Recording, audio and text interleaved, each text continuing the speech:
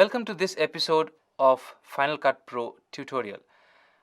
In this episode, we will talk about particular tools which you will need to enhance your edit. At this particular stage, you are almost at the point of a rough cut.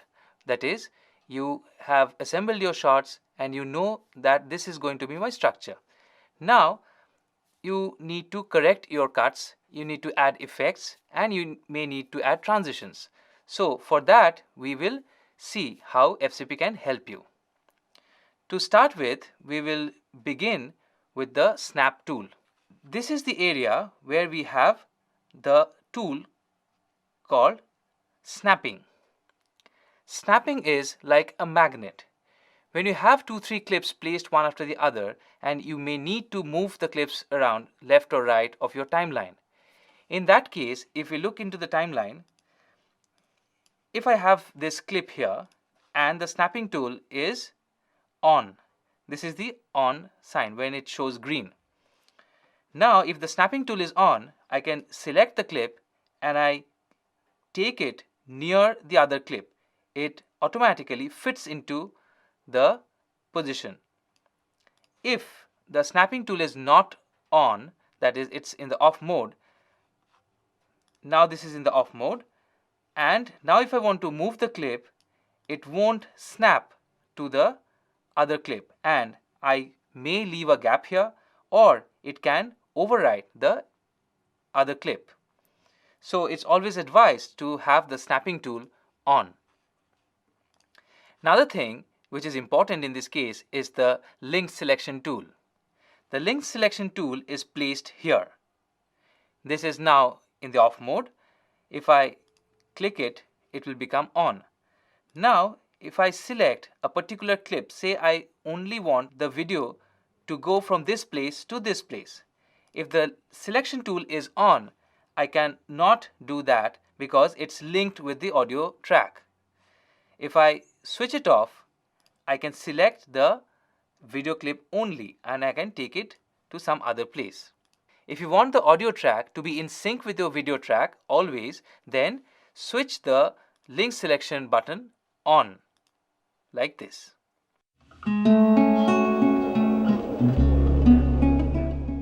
Now you have reached a point where you have almost finalized your selection of shots. Now maybe you want to finalize your cut points. In this kind of a scenario, if you go to the edit, say for example, I have done an edit here. I have just put the shots together and I have a shot where a lady is sitting and she moves and calls somebody. This is obviously a bad edit because the continuity is not matching. The action of that lady, of her looking behind, is not matching and it's getting repeated. I don't want that. I want to make a normal match cut. In that case, I can take the help of the trim edit tool. What I do is I just double click on the cut. I go to the cut point and I double click on the cut. As soon as I do it, it opens the trim edit window.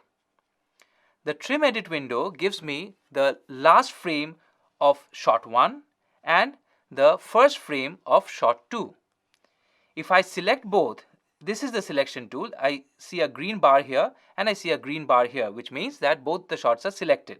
So if I want to change the cut point, I will select both the shots together, and if I press the arrow key, it will change the cut. See, I am adding frames on this shot and I am simultaneously deleting frames from this shot. Okay, so like this I can change the cut point. But in this particular edit, I do not want to do that. What I want to do is I want to delete a few frames from a particular shot and match it with the previous shot. Okay, so let's see how we can do it. In this case, say for example, the lady is looking to the front and here she has already turned her head. So let's select this shot. Let's select shot 1 and with the arrow key I start deleting frames. See, the shot B is constant at this point, and I delete frames and I get her to the point where the action almost matches with her action here. If I select this shot and with the arrow key, I can just start at a point where she starts moving her head. Okay, now if I want to see how the shot works, I can click on the preview button. So if I do a preview edit here,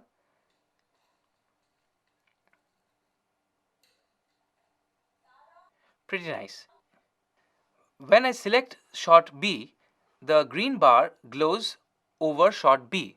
The green bar on shot A disappears. This means that I'm only going to work on shot B. Now if I change the cut point, I press the arrow key left and right, it will only change shot B. The same thing happens in case of shot A. If I select shot A, the green bar appears above shot A. And if I change with my arrow keys, it's only going to change my cut point on shot B. Now, once the edit is done, if I just click on the timeline here, it will remove the trim edit window and I come to the timeline.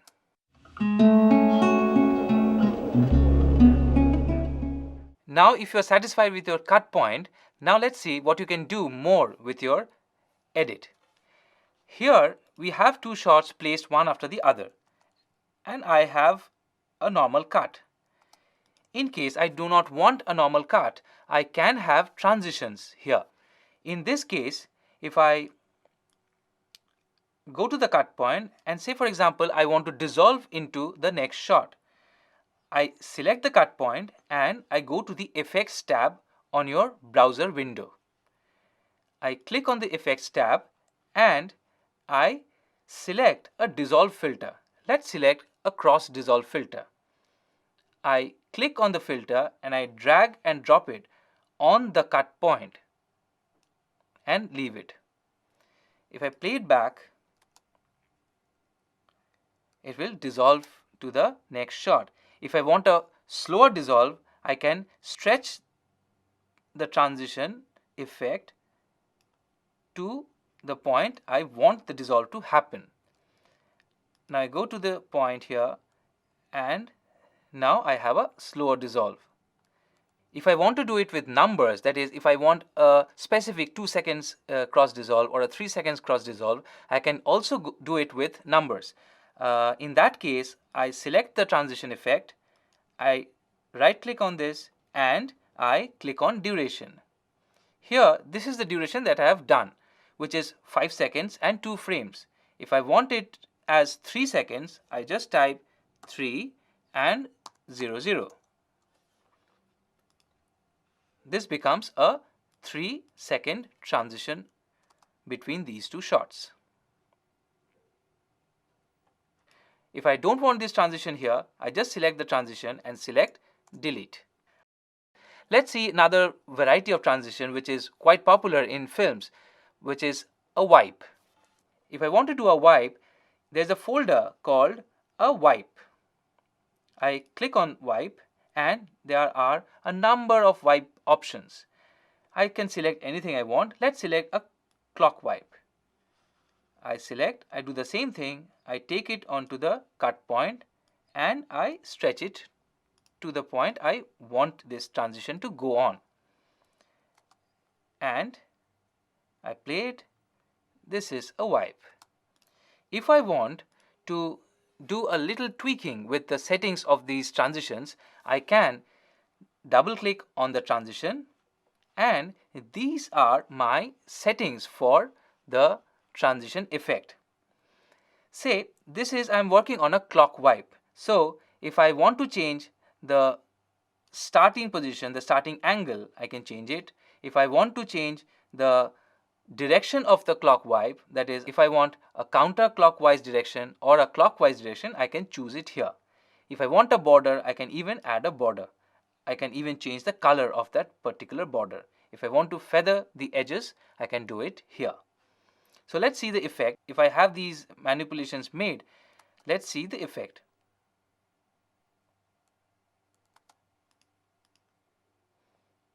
Now, can you see the border?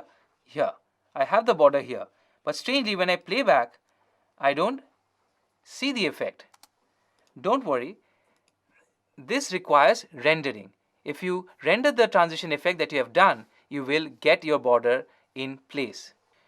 Another effect that is quite popular in video editing is the dip to color effect.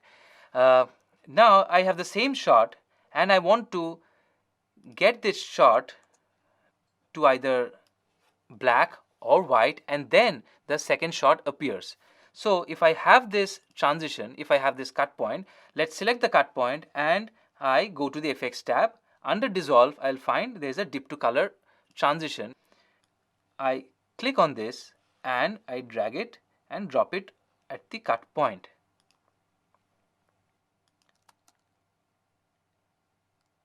This is a dip to color effect. This is fading to black because the color that is chosen here is black. If I want to change this color, I can change this color to any color I want, say yellow. I want to change this to yellow. I click on OK, and now if I play the timeline, it will dip to yellow and the second shot appears. I can change this to any color I want. If I want to do a fade out, I can even choose this particular transition effect on a shot which ends at a particular point. Let's see here.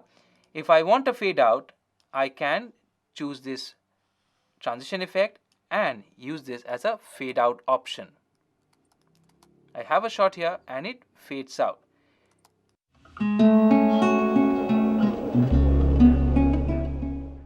After transitions, I will show you how to use filters on shots. That is, if I want to do something with the shot, I can use filters, and the filters are also placed in the same effects tab.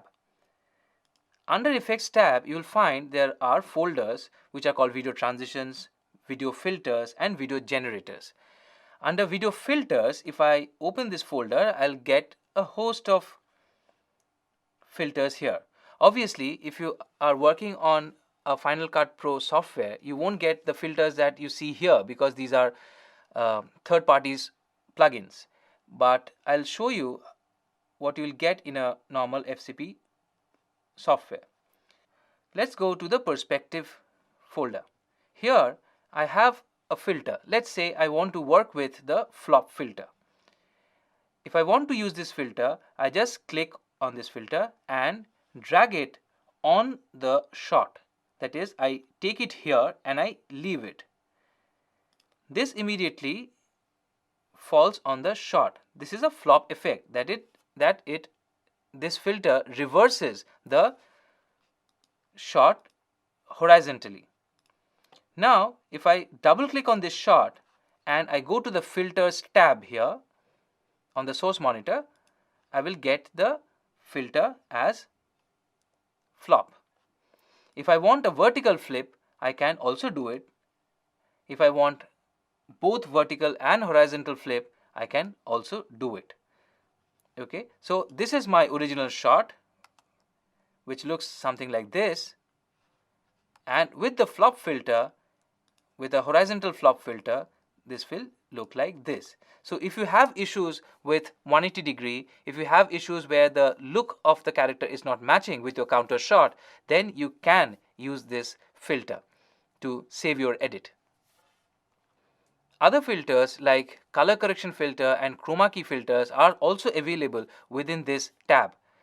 Regarding color correction and chroma keying, we'll see how to do it in our upcoming lectures. There are certain other things under the video folder like a timecode generator and a timecode reader. These two tools are very important in case you are sending your edit for an assessment or you want the timecode to be generated on the image. If I use the timecode reader here, I can simply select and take it onto this shot, and I will have the timecode on my image. This will help me to locate my shot later on some other platform if I at all need to do it. If I want to generate a new timecode here, I can also do it with a timecode generator. That is, I want to start with a particular number and want to end at a particular number. I can use this timecode generator filter quite efficiently for that purpose. There are a lot of other filters available on FCP. You can check and you can use all these filters if it goes well with your edit. It's the same operation. You just click on that particular filter, drag it and drop it on the shot that you want the filter to work on. If you want to change the settings of that particular filter, just double click on that shot and this opens the filter tab for you. You can change the settings according to your necessity, and there it goes. You render the file and with the filter, the shot is ready for your edit.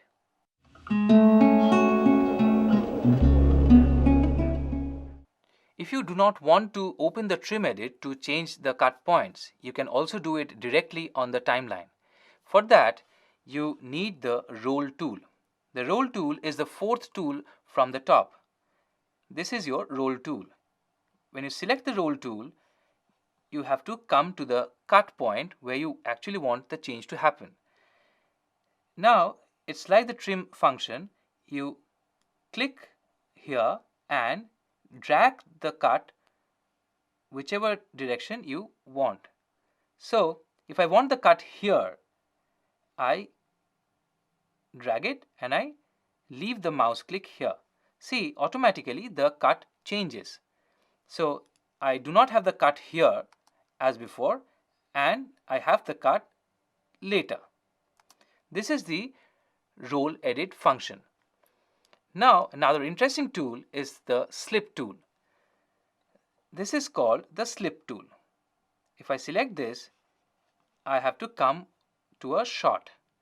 The slip tool, if I click on this, see, the two windows that I get are the first frame and the last frame of the shot that I have selected. If I leave the slip tool here, if I leave this, the window will go. On the left hand side, you have the first frame of the shot, and on the right, you have the last frame of the shot. Now, if I drag the mouse to my left, what am I actually doing is I am deleting frames on my left and I am adding frames on my right. But the interesting thing is the duration of the shot, if it's 10 seconds, it's going to stay as 10 seconds. That is the function of a slip tool. So if I want to change a particular shot, not in terms of duration, but in terms of the in point and the out point, I can use the slip tool.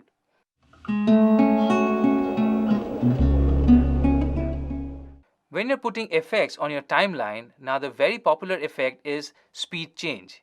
If I want a shot to play slow, or if I want a shot to play faster than normal, I can do it directly on the timeline.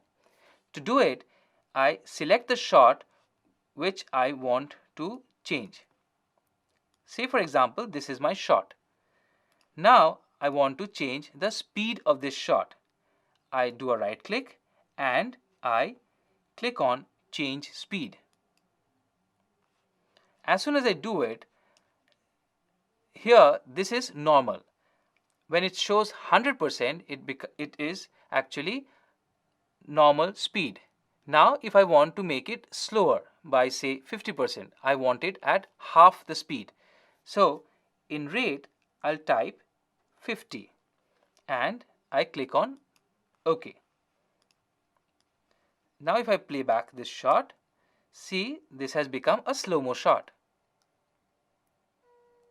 Similarly, if I right click and I make it 200%,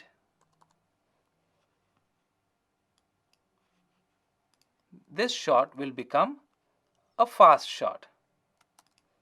Obviously, the duration of these shots will change. Other options in speed change are the reverse, a fast reverse or a slow reverse. In that case, you go to the clip, right click, and there's a button called reverse here. You just click on this and this becomes 200% reversed. So it will be a fast clip but playing on the reverse mode. I click on OK and let's see the effect. Maybe for the shot you can't make out that it's a reverse shot, but it's actually playing backwards. Similarly, if I want a slow-mo reverse, I do the same thing, but in the rate block I type, say for example 30, and it's still red, which means that it's going to play backwards. I click on OK. This becomes a slow-mo shot and a reverse shot. There are cases in which you have the duration of the timeline fixed. Say in case of this timeline, I have a fixed gap here, and I want to fit in a particular shot within that gap. That is, the time is limited. Say for example, I have only 5 seconds. So how do I decide what is going to be the speed of that shot so that it fits into that 5 seconds? It's difficult. It would be some decimal numbers. So in that case, you have an option called fit to fill.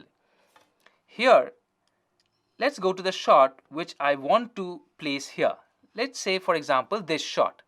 I want to fit this particular duration. Let's take a random duration like this, in and out. Say this is 8 seconds 22 frames, and if I go to the timeline and I measure the gap, it's 3 seconds 12 frames. So what I need to do is I need to fit in my 8 seconds clip onto a 3 seconds timeline. In that case, the option that I need to select is a fit to fill option. The easiest way to do it is select the in and out point on the timeline, select the in and out point on your rush, that is the source clip, take this clip, go to the sequence monitor and go to fit to fill. Just drop it here. This automatically fits in the clip within the short gap. So now if I play, obviously this would be a fast clip. If the gap is longer than the source clip, then it will become a slow motion clip. With FCP7, there is an upgrade given where you can use the fit to fill option, or you can actually change the speed of any shot with a particular tool. The tool is here within the slip tool function. If you click on this small arrow to the right, it opens up 3 options. One is this called the speed tool. Click on this and this is your speed tool. Now say for example this is a shot. Let's take a normal shot here, and I want to speed this up, but I want to do it on the timeline. So I click on the speed tool and I simply drag it here. Now this becomes a faster clip. Now if I want to slow it down, I can do this and this slows down the clip. So in case I want to fit to fill within this gap with this particular shot, I will drag it here and drag it on this side. This will make this shot fit within the gap that I showed you. That's it for this episode of Final Cut Pro. In the coming lectures, we are going to talk about advanced effects and how to deal with audio effects and so on.